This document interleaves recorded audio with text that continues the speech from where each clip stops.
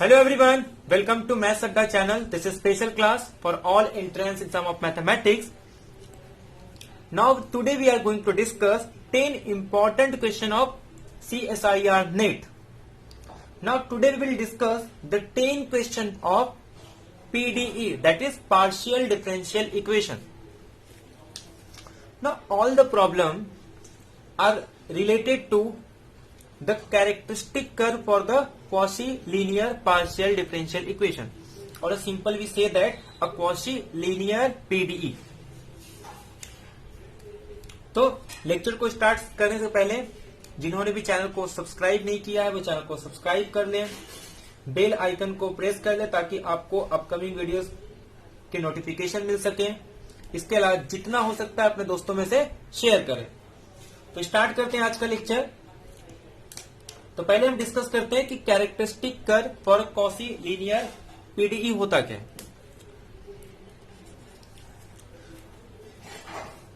तो अगर suppose we have P P plus Q Q is equal to R, अगर इस फॉर्म का कोई हमारे पास पीडीई दिया है जहां पे पी क्यू और आर ये एक क्या होगा, फंक्शन होगा। P, Q, R are a function of X, Y and Z.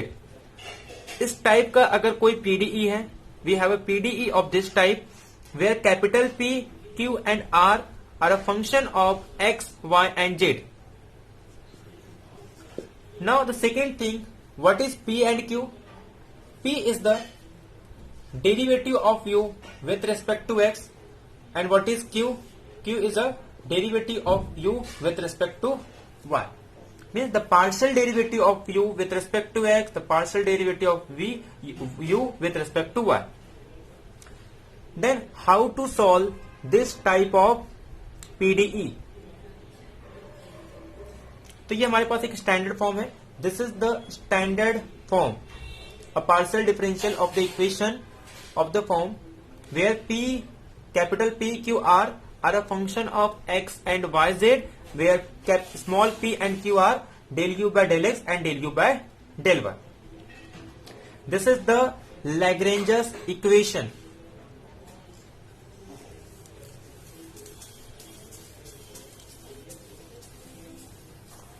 Now the working rule to solve this type of Lagrange equation is, suppose for example if we have the Lagrange equation PP Q R capital R, then the solution of this PDE is form U V is equal to 0. Now what is U and V? U and V is a U X Y Z is equal to constant C1 and V X Y Z is a constant C2। Means जो इस PDE का जो solution होगा, the solution of given PD is of the form phi of UV is equal to 0, where U is a some constant C1 and V is a some constant C2। But problem ये है कि ये C1 और C2 कहां से आएंगे, तो ये जो C1 और जो C2 आएंगे इसके लिए हम लैग्रेंजर का ऑक्सिलरी इक्वेशन फाइंड करेंगे। तो अब ऑक्सिलरी इक्वेशन क्या होता है? Now the auxiliary equation is dx by capital P, dy by capital Q and dz by capital R. तो ये हमारे पास auxiliary equation इस Lagrange's equation का ये Lagrange auxiliary equation है, जिस equation को solve करके हमें दो कांस्टेंट मिलते हैं, that is C1 is equal to U and C2 is equal to V। और उसके बाद जो सॉल्यूशन होता है uv इज इक्वल टू 0, या फिर और इसकी एक फॉर्म होती है कि u is equal to phi of v या फिर v is equal to phi of u। तो या तो इन दो तरीके से लिख सकते हैं और we can return as phi of uv is equal to 0। तो ये दो तरीका है सॉल्यूशन लिखने का। पहले हमारे पास एक इस टाइप का एक लैग्रेंजर इक्वेशन होगा। जब भी इस टाइप की लैग्रेंजर इक्वेशन होगी तो हम एक सिंपल ऑर्डिनरी डिफरेंशियल इक्वेशन के फॉर्म में कन्वर्ट करेंगे, जिसका नाम होता है लैग्रेंजर्स ऑक्सिलरी इक्वेशन। अब किसी भी यहाँ पे सपोज या तो ये दो को सिलेक्ट कर सकते हैं या फिर दो, तो इन दोनों को सॉल्व करने के बाद जो भी हमारे पास एक ऑर्डिनरी डिफरेंशियल इक्वेशन आएगा, by using ordinary differential equation we can find the constant C1 and C2 and put phi of uv is equal to 0 और here we get a solution। अब ऑर्डिनरी डिफरेंशियल इक्वेशन हमें solve करने आता है, तो यहाँ पे अलग अलग मेथड होते हैं जिसका यूज करके हम इसे सॉल्व करते हैं। तो आज के जो सारे एग्जांपल है इसी से रिलेटेड है। और एक बात, यहां पे हमें C1 C2 मिलती है। अब इसके बाद क्या करते हैं, यहां पे कुछ पैरामीटराइजेशन यूज करना होता है। अब पैरामीटराइजेशन क्या होती है, उसे हम कहते हैं कॉसी लीनियर पीडी।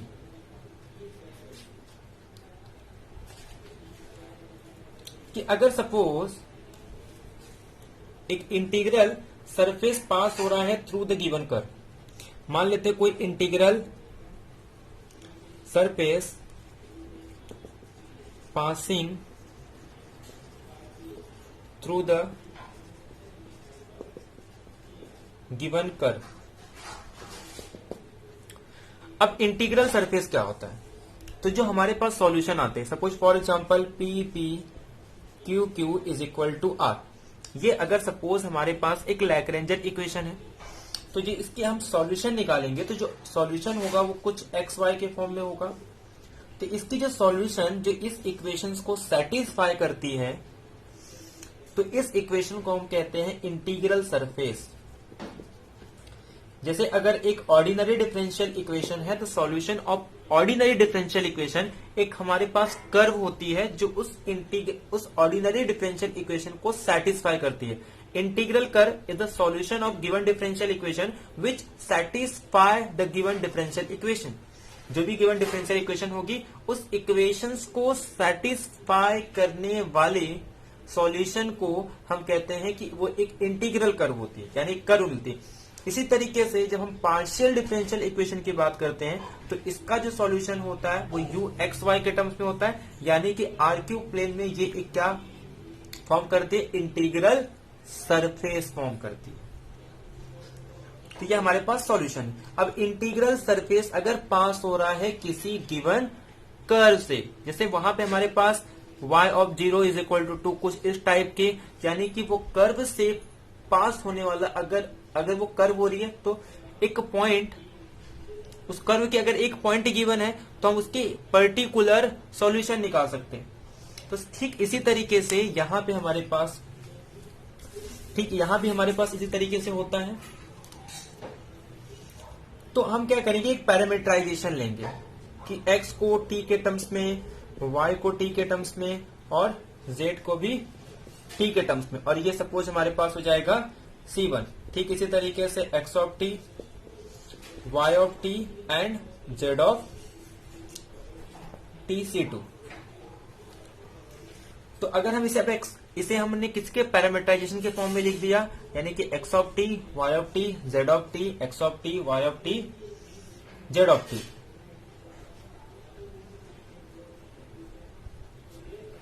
तो जहां पे ये जो x ऑफ t है, y of t, z of t क्या है, जो हमारा इंटीग्रल सरफेस होगा, तो वो अगर किसी कर्व से पास हो रही है, जैसे मान लो ये हमारे पास एक इंटीग्रल सरफेस है, ये एक किसी कर्व से पास हो रही है, तो इस कर्व का सपोज जो पैरामीटराइजेशन फॉर्म होगा x ऑफ t, y ऑफ t और z ऑफ t।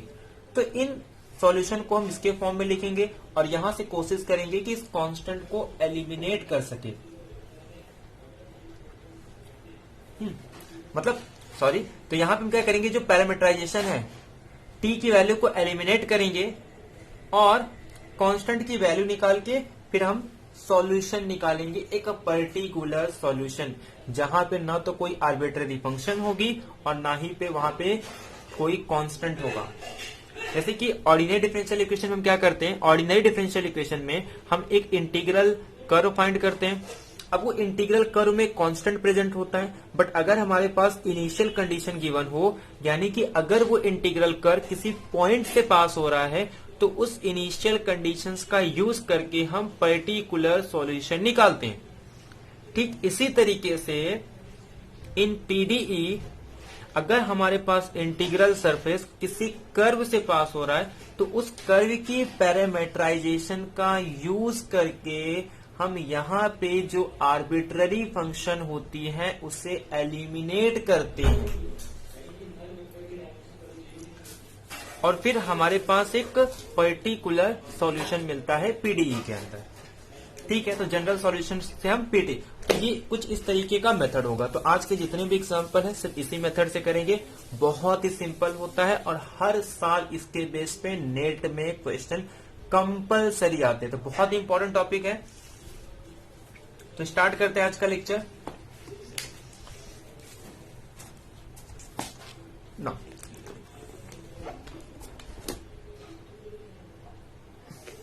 तो फिर आपको मेथड समझ में आ गया तो फिर इक्वेशन बहुत इजी है, सिर्फ इसमें कैलकुलेशन पार्ट है, बाकी कुछ नहीं है।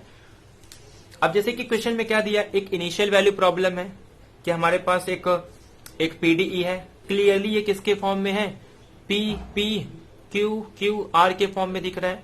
तो जहां पे जो एक्स का टर्म होगा इसे पी बोल देंगे, अगर वाई है या फिर टी होगा, वाई या फिर टी में से कुछ भी हो सकता है। अगर टी है तो टी के टर्म्स में लेंगे, इफ देयर आर वाई तो वाई के टर्म्स में लेंगे।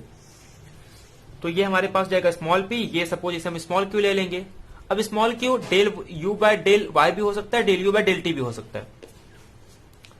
और क्लियरली यहाँ पे हमारे पास क्या है, ये जो कर्व है वो कहां से पास हो रहा है, you X zero is equal to X, यानी कि हमारे पास इनिशियल वैल्यू प्रॉब्लम है। अभी पूछ रहा है कि जो सॉल्यूशन है वो यूनिक होगी या फिर मोर देन वन सॉल्यूशन होगा या फिर सॉल्यूशन रिमेन बाउंडेड होगा S T tending to infinity या फिर नो सॉल्यूशन। तो आप देख सकते हैं यहाँ पे पहले कुछ नहीं है, यह हमारे पास एक किसके फॉर्म में है, पी पी इस फॉर्म में गिवन है, इस फॉर्म में दिया। तो इसे कंपेयर करेंगे तो पी की वैल्यू क्या आ जाएगी यहाँ पे एक्स, क्यू की वैल्यू आ जाएगी 1 और आर की वैल्यू हो जाएगी एक्स। फिर हमने क्या कंसिडर किया, लैग्रेंजर इक्वेशन का ऑक्सिलरी, सपोज हमारे पास एक ऑक्सिलरी इक्वेशन हो गया डी एक्स बाय पी, तो यहाँ पे X, D T by Y यानी कि 1 और D U by D x.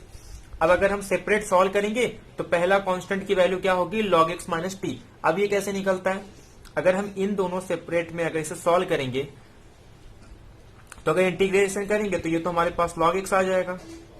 यहाँ पे 1 है, कुछ नहीं है, तो इसका इंटीग्रेशन t और प्लस कांस्टेंट c1, तो c1 की वैल्यू क्या हो जाएगी, log x माइनस t1, तो ये आ गया log x माइनस t। ठीक इसी तरीके से जो हम सेकेंड, क्योंकि हमें वो सेलेक्ट करना है कि जिसमें एटलीस्ट u के टर्म्स आए, तो u की कंसिडर करेंगे। तो यहाँ पे जब हम इसे सॉल्व करेंगे तो यहाँ पे हमारे पास, सॉरी ये वाला सॉल्व किया तो यहाँ से x x कैंसिल, ये तो सिंपल हो जाएगा x और यहाँ पे सिंपल हो जाएगा y। तो कांस्टेंट को ये साइड, कांस्टेंट यहाँ पे आएगी, इसे ये साइड लेके आ जाएंगे, तो ये हमारे पास x minus U is equal to C2। अब हम जनरल सॉल्यूशन कैसे लिखते हैं, phi of C1 is equal to C2, C1 की वैल्यू पुट कर देंगे, C2 की वैल्यू पुट कर देंगे। उसके बाद हमने इनिशियल कंडीशंस का यूज किया। इनिशियल कंडीशंस ये है कि u x 0 is equal to 2x, ये कह रहा है कि u की वैल्यू 2x लेना है जब t की वैल्यू कितनी होगी, 0। तो अब इस इनिशियल कंडीशन में अगर हम 0 पुट करेंगे t के प्लेस पे, तो u के प्लेस पे क्या लिखना है, 2x, तो इसके प्लेस पे 2x लिखना है।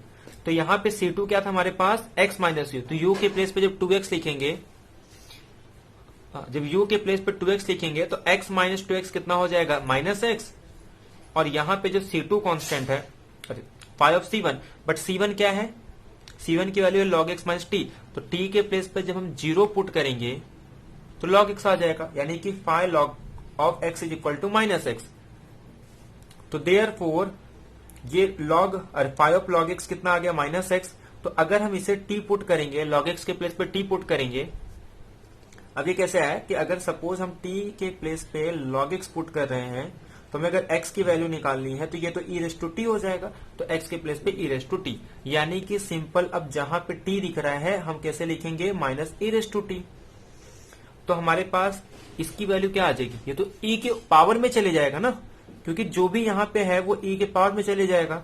तो ठीक इसी तरीके से इसके प्लेस पे हम क्या ले लेंगे, e raise to log x minus T, तो ये हो जाएगा e raise to log x minus T, और राइट साइड में क्या था, x माइनस यू, तो यहां से हमारे पास u की वैल्यू आ जाएगी।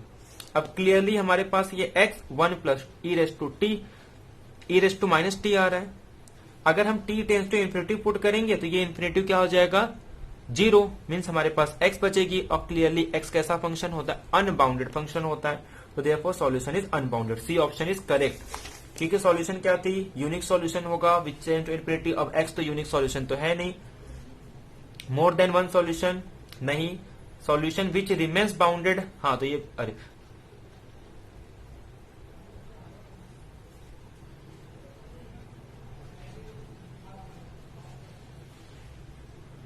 कह रहा है कि सॉल्यूशन रिमेन्स अनबाउंडेड है ये, तो unbounded t tends to infinity, तो ये राइट हो जाएगा, और नो सॉल्यूशन ये ऑप्शन रॉन्ग, तो यानी कि जो सी ऑप्शन है वो करेक्ट हो जाएगा। नाउ सिमिलरली अब जो क्वेश्चन नंबर 272 है, यहां पे हमारे पास ये सिंपल क्वेश्चन है, यू एक्स ऑफ टी की वैल्यू गिवन है with V of 0 is equal to 1, यानी कि इनिशियल कंडीशन दिया है।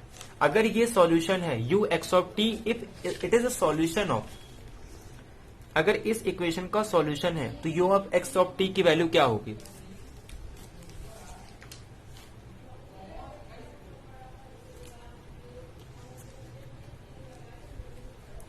तो del you by del X अगर ये कंडीशंस को सेटिस्फाई कर रहा है तो यू एक्स ऑफ टी की वैल्यू क्या होगी। ये तो बहुत ही सिंपल क्वेश्चन है, इसमें कुछ करना ही नहीं था।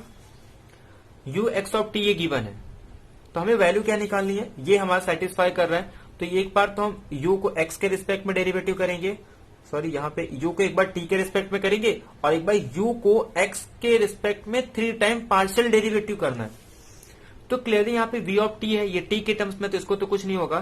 जब इसे हम 3 टाइम डेरिवेटिव करेंगे तो ये हमारे पास 3 टाइम हो जाएगा, यानी कि e raise to I X का क्या होता है, e raise to I X और इसका डेरिवेटिव, बट ये तो हमेशा यही रहेगा, और इसको 3 बार करेंगे तो ये क्यूब हो जाएगा।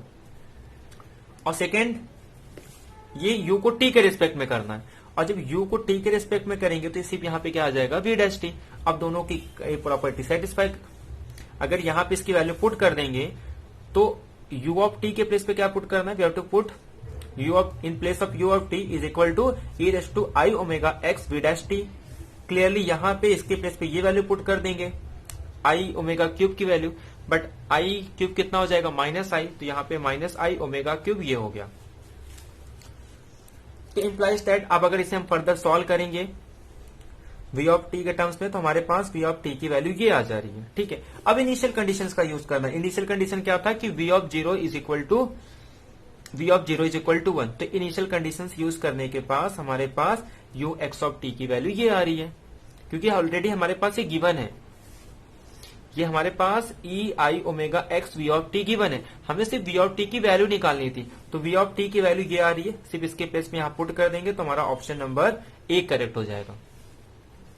अब क्वेश्चन नंबर 273, क्वेश्चन नंबर 273 क्या है, अब ये तो पीडीई मतलब plus can be transform to, हाँ अब ये एक पीडीई गिवन है, किस v के वैल्यू के लिए हम इसे कन्वर्ट कर सकते हैं इसमें, तो अब ये ऑप्शन से चेक करेंगे।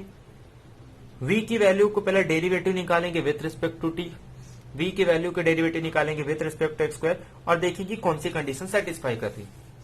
तो सपोज फर्स्ट एग्जांपल लेंगे, तो ये सिंगल चॉइस का क्वेश्चन है तो एक ही ऑप्शन राइट होगी, तो इसे ऑप्शन से करते हैं। जैसे कि v हमारे पास e raise to minus T U है, इसे 1 टाइम डेरिवेटिव करेंगे तो ये आ रहा है, यानी कि d u by d t हमारे पास, तो यहां से d u by d t की वैल्यू गिवन होगी, तो ये हमारे पास d u by d t हो गया। अब क्या फाइंड करना है, d u by d x square find करना है।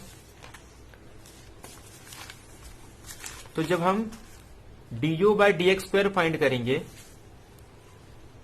तो d u by d x square हमारे पास मिल रहा है D square V upon D x square A T, तो ये दो वैल्यू फाइंड हो गई। तो therefore the given equation is, तो हमारे पास गिवन इक्वेशन क्या हो जाएगी, जो हमारे पास ये D u by d T, तो इसके प्लेस पे अगर हम वैल्यू पुट कर देंगे तो यहां पे हमें क्या पुट करना है, इसके प्लेस पे हमें क्या पुट करना है, ये वैल्यू पुट करनी है, और D u by d T के प्लेस पे क्या पुट करना है हमें,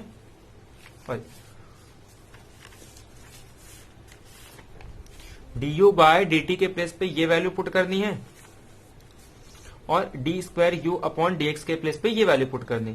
तो जब हम यहाँ पे पुट कर देंगे तो हमारे पास ये मिल रहा है, तो क्लियरली यहां से यू यू कैंसिल हो जाएगा, तो ये किसके इक्वल हो जाएगी, मतलब अगर ये वैल्यू अगर हम ले रहे हैं, ये v की वैल्यू ये वैल्यू ले रहे हैं, तो इस डिफरेंशियल इक्वेशन को हम ट्रांसफॉर्म कर सकते इसमें, और इसमें ही तो हमें ट्रांसफॉर करना था।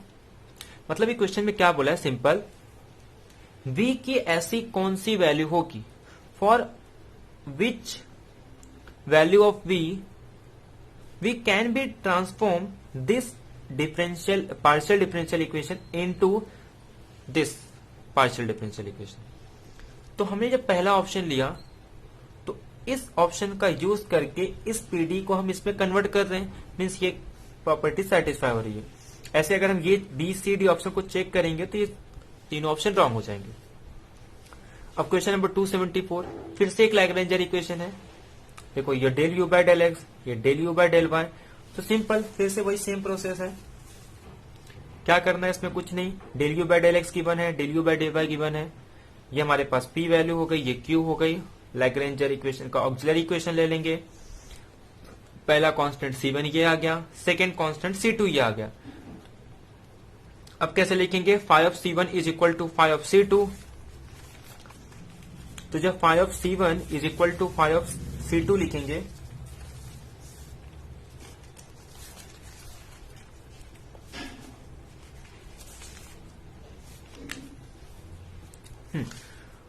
तो ये हमारे पास C1 की वैल्यू आ गई, हमारे पास C2 की वैल्यू हो गई। तो अगर हम phi of C1 is equal to C2 लिखेंगे, सपोज अगर हम phi of C1 is equal to phi of C2 लिखेंगे तो C1 के प्लेस पे तो U आ जाएगा और C2 के प्लेस पे x plus U of t। अब इनिशियल कंडीशंस का जब हम यूज कर रहे हैं तो हमारे पास phi of x is equal to x आ जाएगा, यानी कि U को हम क्या लिखेंगे, U लिख देंगे और राइट साइड में क्या आ रहा है x plus U of t, यानी कि U की वैल्यू आ गई x अपॉन 1 माइनस t। अब ऑप्शन चेक करते हैं, ये क्वेश्चन में ये कह रहा है कि द सॉल्यूशन U एग्जिस्ट होगी for all t greater than 0, तो नहीं, क्योंकि 1 पे एग्जिस्ट नहीं हो रहा है। सॉल्यूशन U एग्जिस्ट होगी for all t is less than 1 and break down होगा हाफ पे, नहीं, बट हमारा ग्राफ कहां ब्रेक हो रहा है, 1 पे, तो ये ऑप्शन रॉन्ग। ये कह रहा है कि सॉल्यूशन U एग्जिस्ट होगी for all t is less than 1 and break down at t is equal to 1। तो ये क्लियरली हर एक t लेस देन 1 के लिए सेटिस्फाई भी हो रहा है और क्लियरली t पे ब्रेक डाउन हो रहा है, यानी कि ऑप्शन नंबर सी करेक्ट है। Next option is the solution U exist for all t is less than 2 and break down at t is equal to 2, but ये रॉन्ग है क्योंकि हमारा जो ग्राफ है, जो भी सॉल्यूशन है वो कहां ब्रेक हो रहा है, t इज इक्वल टू 1 पे। नेक्स्ट अगर हम फिर से इसे ध्यान से देखें तो यहां पे U2 को रिप्लेस कर देंगे uy से, ux ऑलरेडी है, तो यानी कि ये हमारे पास कैपिटल P, यहाँ पे 1 कैपिटल Q, और ये जो 1 माइनस यू है इसे राइट साइड में लेके जाके u माइनस 1 हो जाएगा। तो देखो ये हमारे पास एक लैग्रेंजर इक्वेशन बन गया, ये देखो। तो हम इसका ऑक्सिलरी इक्वेशन लेंगे, सॉल्व करने पे हमारे पास C1 और C2 कांस्टेंट आ रही है। तो अगर हम इसे फर्दर सॉल्व करेंगे तो अब ये C1 है तो इसे मैं log C1 ले सकता हूं क्योंकि मुझे log कैंसिल करना है। ऐसे यहां पे इसे सपोज log C2 ले लेंगे तो अगर इसे डिफरेंशियल में तो दोनों साइड e रेस टू लगा देंगे तो C3 नया कांस्टेंट आएगा, तो माइनस के साइन चेंज करने के एक नया कांस्टेंट दे देंगे, तो ये हमारे पास x e raise to t। ठीक इसी तरीके से यहां पे भी करेंगे तो ये C3 C4 आ गया। तो फिर वही phi of C1 is equal to phi of C1 is equal to C2 इस फॉर्म में लिखना है। तो जो जनरल सॉल्यूशन होगी इस फॉर्म में आ जाएगी, C1 के प्लेस पे ये लिख देंगे, C2 के प्लेस पे ये लिख देंगे। फिर इनिशियल कंडीशन ये दिया है कि y के प्लेस पे 0 पुट करना है, बट यहाँ पे y नहीं है, यहाँ पे t है, तो t के प्लेस पे 0 पुट कर देंगे तो ये फाई ऑफ x हो जाएगा। यहाँ पे t के प्लेस पे 0 पुट करेंगे, simple u minus Y, but u की वैल्यू क्या गिवन है, g ऑफ x, तो ये g ऑफ x, यानी कि जहां पे भी हमें x दिखेगा वहां पे हम क्या लिखेंगे, g ऑफ x माइनस 1। तो अगर हमारे पास x e raise to t है तो हम इसे क्या कर देंगे, g में ये लगा के माइनस 1 लगा देंगे, यानी कि g में ये जो भी यहाँ पे है तो यहाँ पे क्या है, x e raise to t, ये लगा के माइनस 1 कर देंगे, तो यहां से हमारे पास u की वैल्यू सॉल्व करेंगे तो ये आ रही है। तो ये कौन सा ऑप्शन राइट है, तो u is equal to 1 minus e raise to t g x e raise to t minus 1। तो ये हमारे पास ये ऑप्शन तो रॉन्ग हो जाएगा, 1 minus e raise to T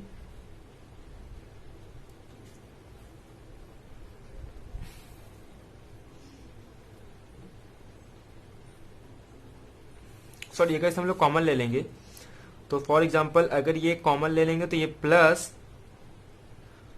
तो ये 1 माइनस आ जाएगा, तो प्लस वाला ऑप्शन देखते हैं 1 माइनस, यानी कि बी ऑप्शन हमारी करेक्ट हो जाएगी और बाकी सी ए डी ऑप्शन रॉन्ग हो जाएगा। अब नेक्स्ट क्वेश्चन, फिर से ये एक ऑक्सिलरी इक्वेशन, अरे लैग्रेंजर इक्वेशन है। तो यहाँ पे P की वैल्यू x, Q की वैल्यू y और ये तो ऑलरेडी R है। अब ये सेटिस्फाई कर रहा है इस कंडीशन को, तो सेम मेथड यहां भी अप्लाई करना है। तो ये भी क्वेश्चन सेम होगा कि यहाँ पे ये हमारे पास P है, ये हमारे पास देखो यहाँ पे हमारे पास P दिया है, ये Q दिया है, ये R हो गया, और कंडीशन दी है कि y की value x into g of x है और u के प्लेस पे f ऑफ एक्स है। अब क्वेश्चन को ध्यान से समझना, इसमें पूछ क्या रहा है। अभी क्वेश्चन देखो, ये हमारे पास एक लैग्रेंजर इक्वेशन है जो सेटिस्फाई कर रहा है इस इनिशियल कंडीशंस को। अब उसके बाद यहाँ पे 4 ऑप्शन दिए कि अगर f of x is equal to 2x लेंगे और g of x is equal to 1 लेंगे तो उसके पास कोई सॉल्यूशन नहीं होगा। एक बार कह रहा है उसके पास इनफाइनाइट नंबर ऑफ सॉल्यूशन होगी, एक बार कह रहा है यूनिक सॉल्यूशन होगा और एक बार कह रहा है कि यूनिक सॉल्यूशन, यानी कि अलग अलग वैल्यू पुट करने पे, क्या इसे पुट करने पे नो सॉल्यूशन होगा, क्या इसे पुट करने पे इनफाइनाइट नंबर ऑफ सॉल्यूशन होगी, या फिर इसे पुट करने पे यूनिक सॉल्यूशन होगा, या फिर इसे पुट करने पे यूनिक सॉल्यूशन होगा। तो ये हमारे पास 4 ऑप्शन है। तो हम एक बार तो u is equal to f of x, यानी कि u के प्लेस पे जब हम एफ ऑफ एक्स पुट करेंगे 2x, तो यानी कि u के प्लेस पे 2x आ जाएगा, और y की वैल्यू क्या है x इंटू जी एक्स, और जी एक्स क्या होगा जो भी हमारे पास गिवन है। तो जैसे ये ऑप्शन ए के लिए एफ ऑफ एक्स के प्लेस पे अगर हम 2x पुट करते हैं और जी ऑफ एक्स के प्लेस पे 1 पुट करते हैं, तो x को अगर हम पैरामीटराइजेशन t लेंगे तो y कैसे डिफाइन हुआ, x into g of x, तो x के प्लेस पे तो t आ जाएगा और g ऑफ x की वैल्यू क्या है 1, यानी t होगी। और u को कैसे डिफाइन किया है f ऑफ x, और f ऑफ x को हमने क्या लिया है 2x, तो यानी कि u के प्लेस पे 2t, क्योंकि x पैरामीटराइजेशन क्या है यहाँ पे t। तो ये आ गया। तो अब याद रखना है, अगर ये तीनों वैल्यू में से अगर ये दोनों कभी इक्वल नहीं आते तो हम बोलेंगे कि उसके पास यूनिक सॉल्यूशन होती है, बट अगर ये दोनों इक्वल है और ये इक्वल नहीं है तो हम कहते हैं नो सॉल्यूशन। तो यहां पे ये एग्जांपल में कि P upon D x not by t, Q upon d y not by d t और R upon d z not by d t, but यहाँ पे ये वैल्यू इक्वल नहीं आ रही, ये दोनों इक्वल आ रही है, इसका मतलब ये नो सॉल्यूशन। और याद रखना, अगर तीनों इक्वल आ गए तो, अगर ये तीनों इक्वल है that means there are infinitely many solution, और अगर ये दोनों अगर इक्वल नहीं है मीन्स यूनिक सॉल्यूशन।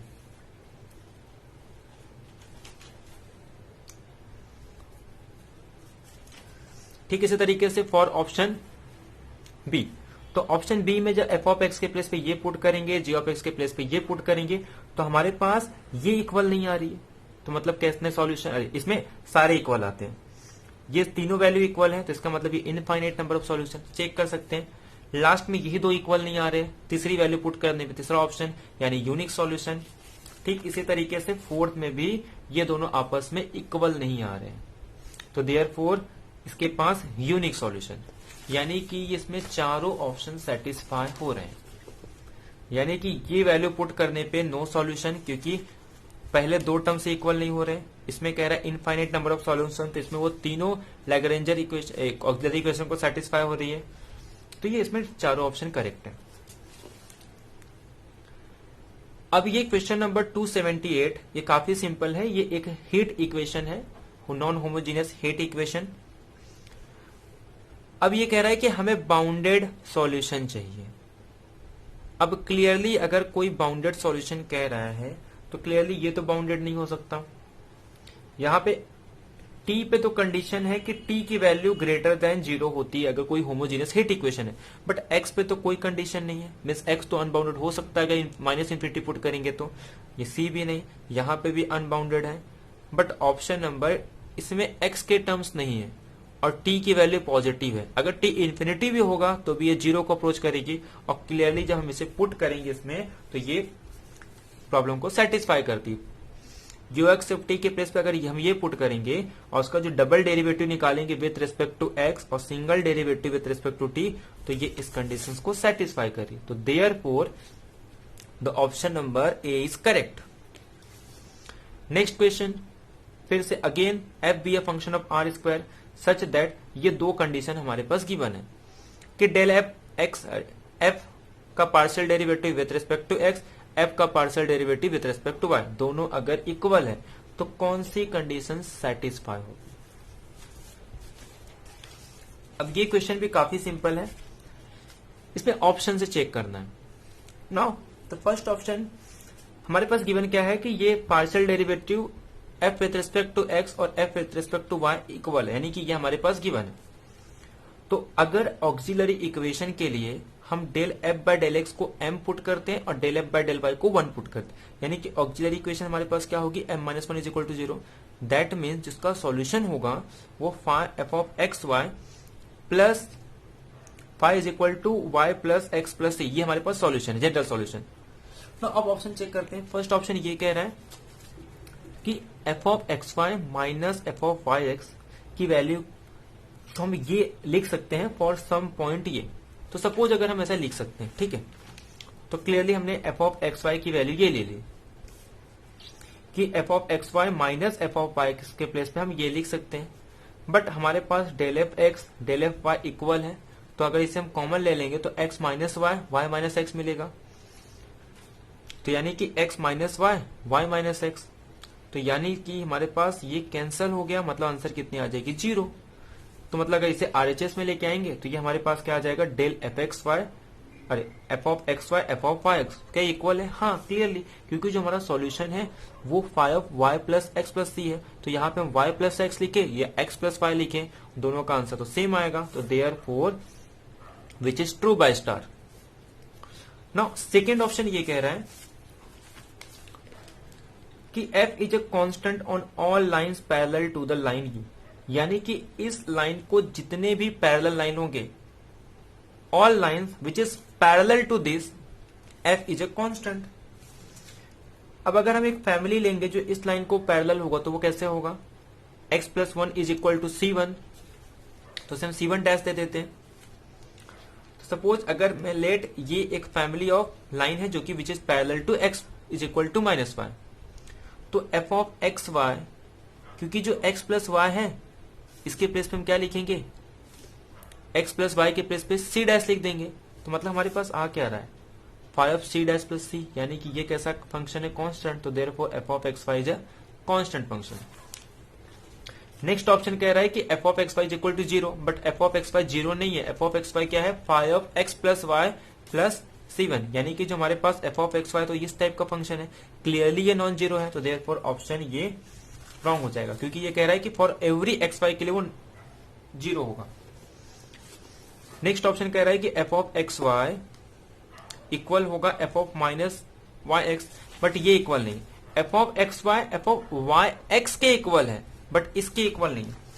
तो अब जैसे कि एक एग्जांपल ले लेते हैं, अब एफ ऑफ एक्स वाई कैसे होगा, five x plus y plus constant c1, तो एक काम करते हैं हम एक्स प्लस वाई ले लेते हैं, तो क्लियरली जब वाई के प्लेस पे माइनस वाई पुट करेंगे तो मतलब ये हमारे पास x माइनस वाई आ रहा है, मतलब ये दोनों आपस में इक्वल नहीं है, तो therefore f of x y is not is equal to f of minus y x, तो therefore option number 4 is wrong. तो देयरफॉर जो ऑप्शन नंबर ए राइट है, बी राइट है और C and D option are wrong. Next question, अब ये तो काफी सिंपल है कि हमारे पास पहले कांस्टेंट दे दिया है, दोनों कांस्टेंट दे चुके हैं, एक हमारे पास एक पीडीई गिवन है जो कि कैसा है, लैग्रेंजर इक्वेशन है, ये हमारे पास कैपिटल P, ये हमारे पास कैपिटल Q, ये हमारे पास R। फिर से एक लैग्रेंजर इक्वेशन ले लेंगे P Q R, तो ये हमारे पास एक ऑक्सिलरी इक्वेशन हो गई। अब ऑक्सिलरी इक्वेशन का सॉल्यूशन भी गिवन है कि 5C1 5C2 ये हमारे पास सॉल्यूशन होता है, बट C1 की वैल्यू तो गिवन है, एक्स वाई यू, C2 की वैल्यू ये गिवन है, C1 के प्लेस पे ये पुट कर देंगे, C2 के प्लेस पे ये पुट कर देंगे, बट हमारे पास ये इनिशियल कंडीशन भी है कि x प्लस वाई के प्लेस पे 0 पुट करना है और u के प्लेस पे 1 पुट करना है। तो अगर इसे हम पैरामीटराइजेशन में कन्वर्ट करें तो x के प्लेस पे अगर t पुट करेंगे तो y के प्लेस पे माइनस टी और u के प्लेस पे 0, तो x y u को हम इस पैरामीट्रिक फॉर्म में लिख सकते हैं। तो देयरफॉर अगर हम ये वैल्यू यहां पुट करें तो ये हमारे पास माइनस टी स्क्वायर होगा, और यहां पुट करें तो ये हमारे पास t square minus t square भी प्लस टी स्क्वायर, यानी कि 2t स्क्वायर माइनस 2, तो यानी कि 2 कॉमन ले लेंगे तो टी स्क्वायर माइनस 1। तो हमें तो t की वैल्यू चाहिए, हमें टी स्क्वायर की वैल्यू चाहिए। तो एक काम करते हैं माइनस, तो यहाँ पे माइनस टी स्क्वायर को टी स्क्वायर लिख देते हैं, तो यहाँ पे टी स्क्वायर क्या हो जाएगा माइनस टी स्क्वायर, तो माइनस कॉमन ले लेंगे तो ये दोनों क्या हो जाएंगे प्लस, यानी कि जहां भी टी स्क्वायर दिखेगा उसके प्लेस पे हमें ये लेना है। ठीक है, तो अब देयरफॉर ये जो एक्स वाई यू है, यानी कि जहां पे भी टी स्क्वायर है उसके प्लेस पे ये लेना है, तो देयरफॉर एक्स वाई यू को हम क्या लिख सकते हैं -2, ये टी स्क्वायर को यहां लिखना है, यानी कि जो भी वैल्यू होगी उसको यहां लिख देंगे, और +1 is equal to x square plus y square minus 2। तो ये जो ऑप्शन नंबर सी है वो करेक्ट होगा, यानी कि ऑप्शन नंबर सी करेक्ट है, A B D option wrong होगा। हाँ, तो सिंपल, इसमें कुछ ज्यादा हार्ड नहीं है, तो आप जितना प्रैक्टिस करोगे ये अच्छा है। ये क्वेश्चन हो सकता है, सिर्फ आपको मेथड पता होना चाहिए, उसके बाद आपके कैलकुलेशन पार्ट में ये डिपेंड करता है। बाकी इसमें ऐसा कुछ अप्लाइड पार्ट में समझने लायक होता नहीं है, थोड़ा इसमें प्रॉब्लम हुआ होगा, बट जितना इसमें कैलकुलेशन करोगे उतना अच्छा है। आपका कैलकुलेशन पार्ट अच्छा होना चाहिए, जितना आप प्रैक्टिस कर सकते हो प्रैक्टिस करो। बाकी वही एक मेथड है, dx by p dy by q and dz by r, या फिर z के प्लेस पे u लिखते हैं। उसके बाद अगर इनिशियल कंडीशन है उसका यूज करके सिर्फ उसे इस फॉर्म में लिख के सिर्फ सॉल्व करना। सारे इसी टाइप के क्वेश्चन आते हैं, और हर साल इससे रिलेटेड 1 से 2 क्वेश्चन 4.75 मार्क्स के लिए और एक क्वेश्चन 3 मार्क्स के लिए कंपलसरी आता ही है, जो कि बहुत ही सिंपल होते हैं, खाली बस ऑप्शन को थोड़ा अच्छा देखना पड़ता है। तो ठीक है, आज का लेक्चर यही एंड करते हैं और मिलते हैं नेक्स्ट लेक्चर में। Thank you.